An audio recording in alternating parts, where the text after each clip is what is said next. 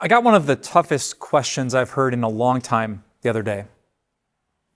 The question was this: how do you talk to someone about Jesus if you're pretty sure that their parents who are deceased are not with Jesus? Like, you might have a friend, a girlfriend, a boyfriend, a roommate, a coworker that you really want to share the gospel with, but the people that they know and love the most who have passed on didn't believe the gospel. And I'm guessing that the question comes because the question is going to pop up in their minds too. What does that mean for my dad? For my big brother? For my best friend? Wait, you're saying if I believe in this book, the Bible, and the things that Jesus said, that they're lost forever? That there's no second chance? That they're separated in a place of darkness and fire where there's weeping and gnashing of teeth? That's a fair question. And if Jesus was right that the road to destruction is wide and many people walk it, and the road to heaven is very narrow and few people find it, then this is a real question for all of us. So what's the Bible's answer? The Bible's answer is this: that it is worth it to save one, even if you can't save them all. It's a sad reality that because of the world we live in that's broken by sin, that many people don't believe in Jesus. And many people will take their last breath without faith in Jesus. But God still says it is so worth it to save one, even if we can't save all. Do you remember the stories that Jesus told in Luke chapter 15?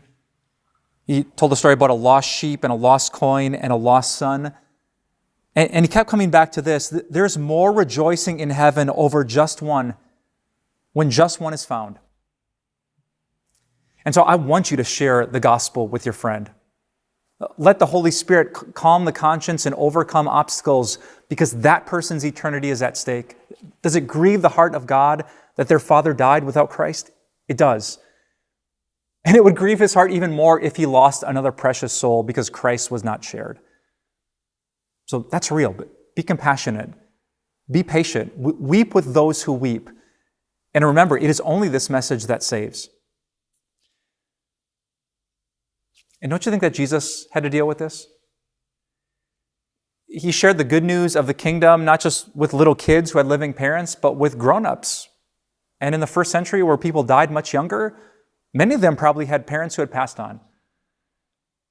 And he comes with a new teaching, a teaching of grace and mercy, a teaching of free forgiveness, that those who humble themselves before God will be exalted. What did his audience think?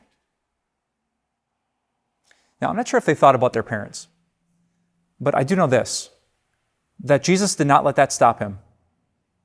He preached with compassion and love.